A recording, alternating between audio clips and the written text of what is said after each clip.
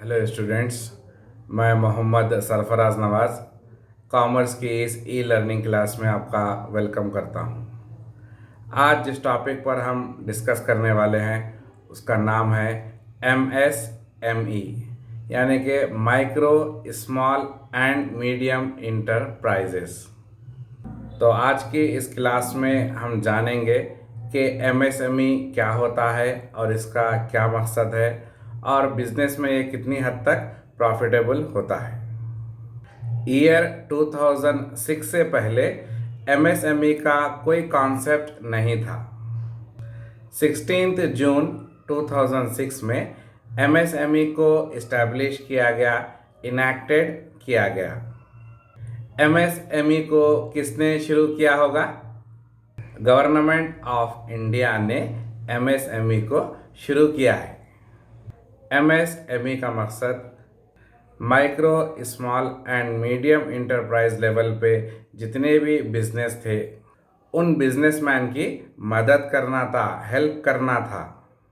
अब सवाल ये पैदा होता है कि गवर्नमेंट ऑफ इंडिया बिजनेसमैन की हेल्प क्यों करेगी? गवर्नमेंट बिजनेसमैन को हेल्प ज़रूर करेगी।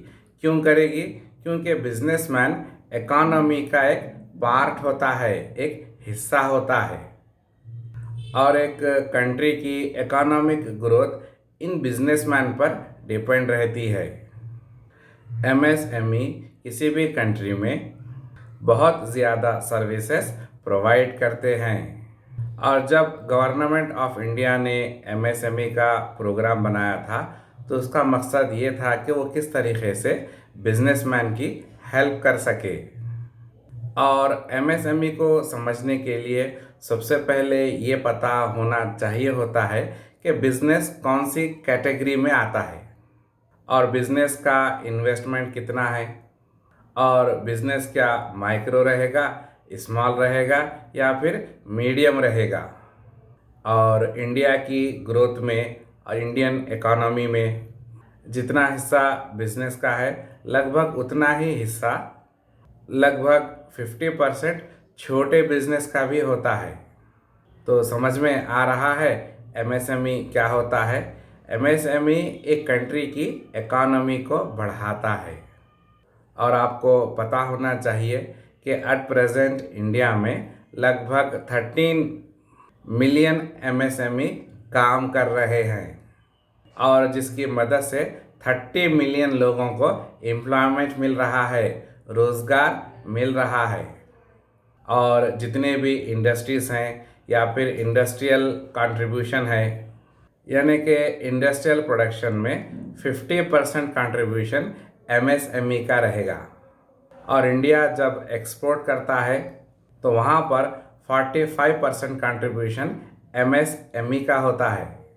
गवर्नमेंट ऑफ इंडिया ने MSME को 2 कैटेगरीज में डिवाइड किया था।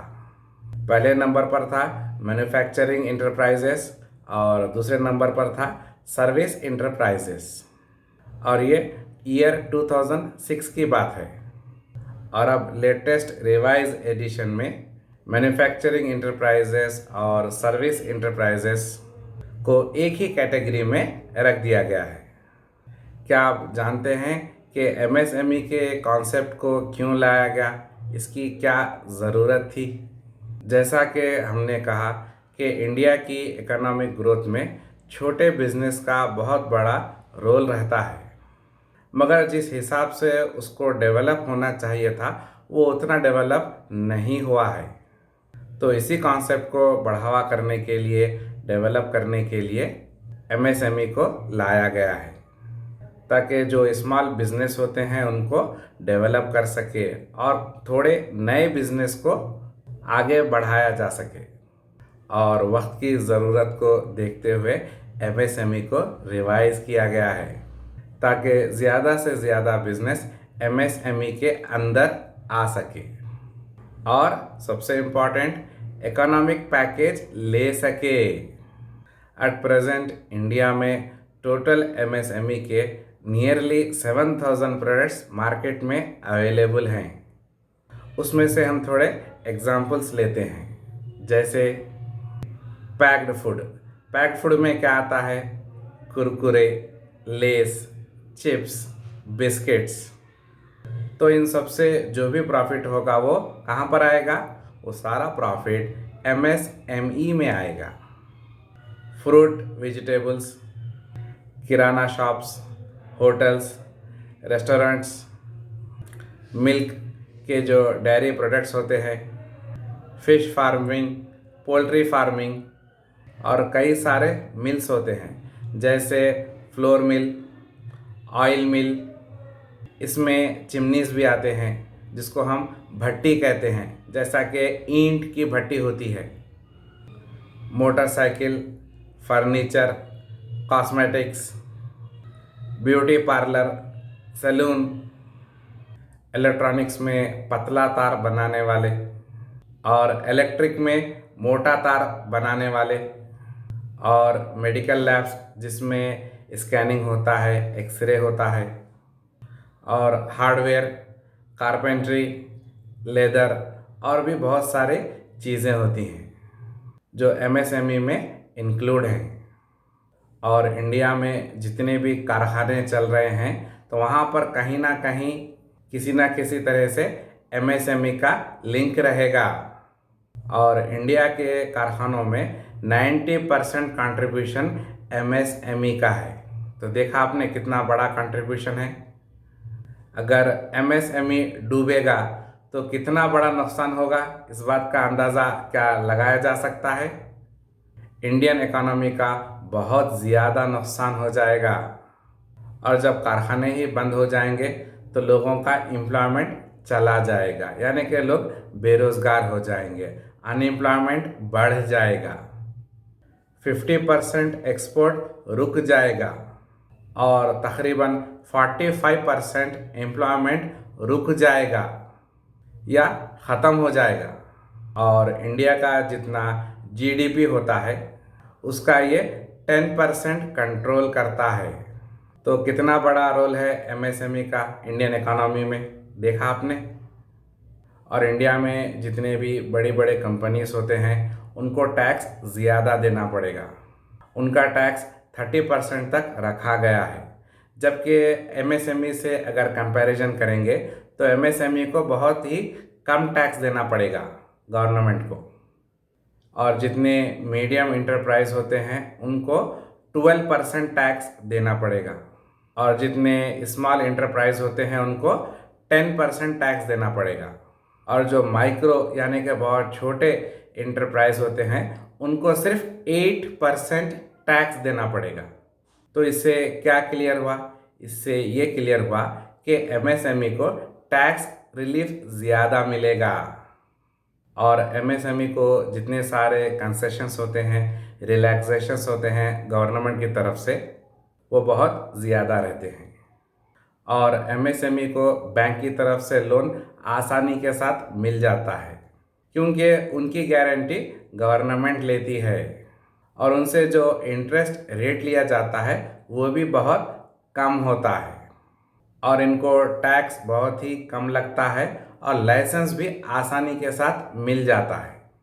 और अब 2021 में एमएसएमई के डेफिनेशन को रिवाइज कर दिया गया है। एमएसएमई के न्यू डेफिनेशन को 2 कंडीशंस में डिफाइन किया गया है। नंबर 1 है जिसमें इन्वेस्टमेंट लिमिट को बढ़ा दिया गया है, और दूसरे नंबर पर टर्न ओवर को बताया गया है। टर्न ओवर से जीएसटी के डेट से पता चल सकता है कि एमएसएमई किस कैटेगरी में आता है। जैसा कि हमने पहले डिस्कस किया था कि एमएसएमई को 2 कैटेगरीज में रखा गया था। कौन से थे वो 2 कैटेगरीज? वो थे मैन्युफैक्चरिंग इंटरप्राइजेस और कौन से? Service enterprises. Service enterprises at present in दोनों को एक ही कर दिया गया है। अब इन दोनों में कोई डिफरेंस नहीं रहा। अब सवाल ये पैदा होता है कि एमएसएमई को पहचानेंगे कैसे? उनको कैसे पहचाना जा सकता है कि कौन सी इंटरप्राइज माइक्रो है, कौन सी इंटरप्राइज स्मॉल है और कौन सी इंटरप्राइज मीडियम है? ये हम कैसे पहचानेंगे? इसको पहचानना बहुत ही आसान है। तो हम यहाँ पर बिजनेस में जो इन्वेस्टमेंट होता है प्लांट एंड मशीनरी में, उसको हम बेसिक मानेंगे। और प्लांट एंड मशीनरी के इन्वेस्टमेंट से ही पता चलेगा कि कौन सी इंटरप्राइज माइक्रो है और कौन सी इंटरप्राइज स्मॉल है और कौन सी इंटरप्राइज मीडियम है, और ये हम आसानी के साथ पता लगा सकते हैं। माइक्रो इंटरप्राइजेस में इन्वेस्टमेंट प्लांट एंड मशीनरी में जो होगा वो 1 करोड़ तक होगा। कहाँ तक होगा? 1 करोड़ तक होगा।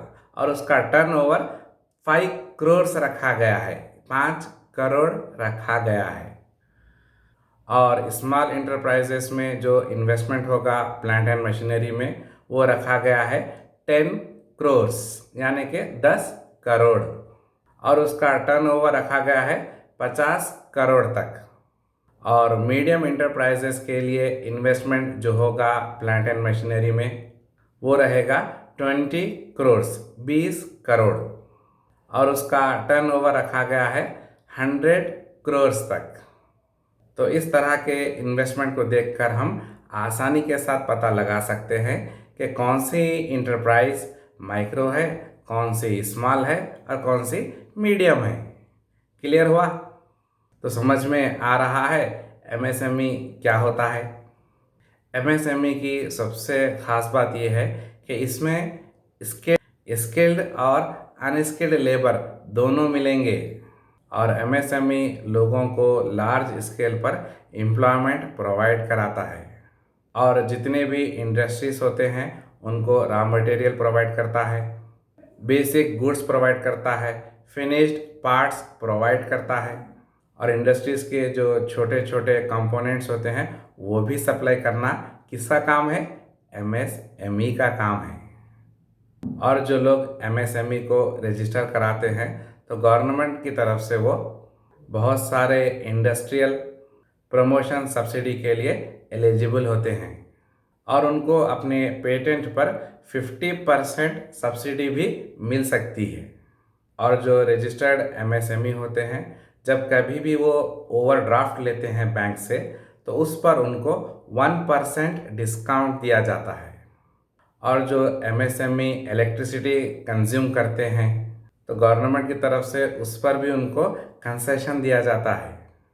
और एमएसएमई को टेक्नोलॉजी में और क्वालिटी अपग्रेडेशन के लिए गवर्नमेंट ऑफ इंडिया की तरफ से इकोनॉमिक पैकेज भी दिया जाता है। तो समझ में आया एमएसएमई क्या होता है। और मैं उम्मीद करता हूँ कि आपको आज की ये क्लास, एमएसएमई की क्लास, अच्छी तरीके से आसानी के साथ समझ में आ गई होगी। और अब हम हमारी इस क्लास को यहीं पर रोकते हैं और मिलते हैं अपने नेक्स्ट वीडियो में। तब तक अपना ख्याल रखना और दुआओं में मुझे याद रखना। Thank you.